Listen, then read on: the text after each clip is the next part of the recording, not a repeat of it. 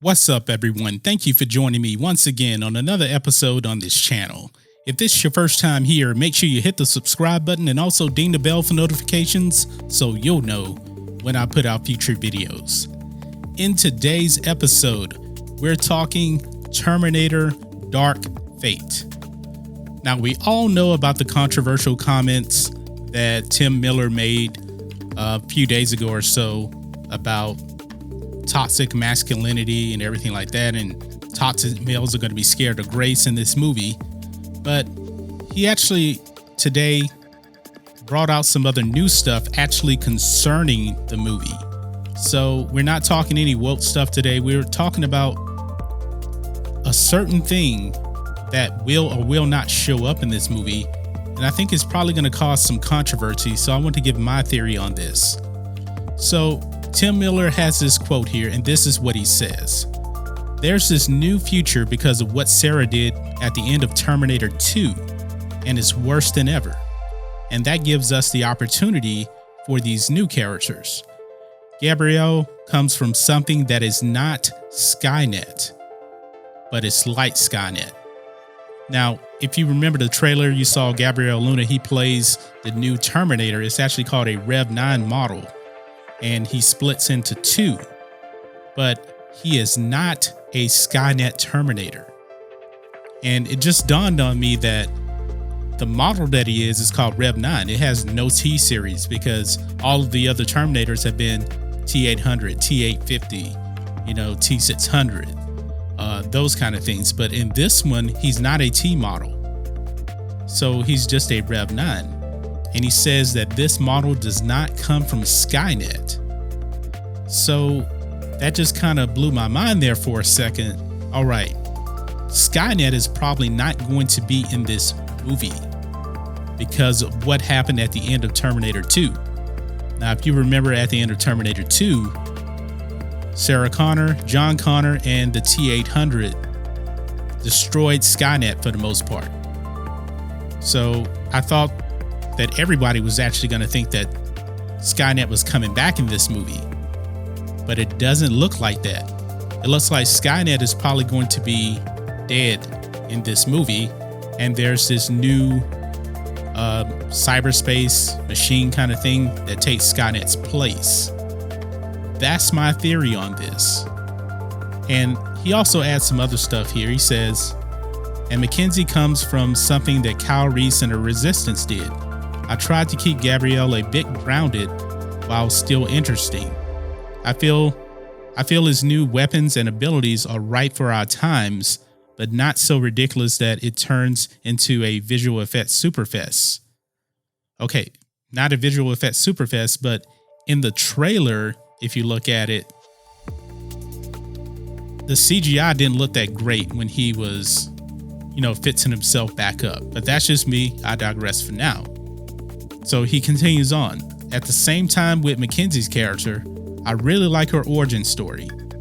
We did an early writer's room, and Joe Abercrombie came up with her as this super soldier from the future, but it comes at a cost to be one of those people.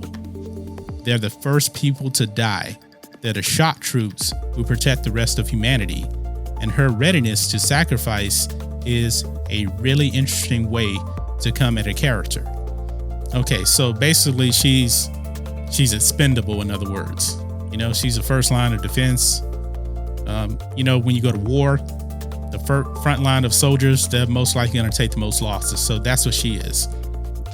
So this is kind of interesting, though. If it's not Skynet, but it's Skynet-like, what happened?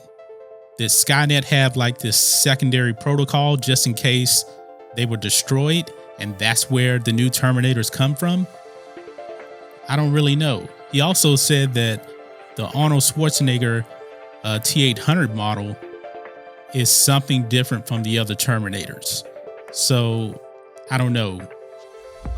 Is he a protector in this movie? Is he a bad guy? Is he the one that actually probably ends up killing John Connor at the beginning of the movie? That's a rumor that's been going around. So I don't really know.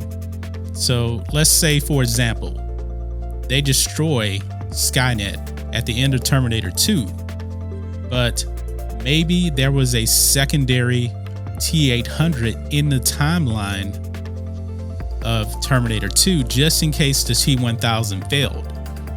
And because the rumor is that John Connor gets killed in the opening minutes of the movie, so maybe they killed him not long after the events of Terminator 2. And that's something to do with the secondary protocol that they have in case Skynet is destroyed.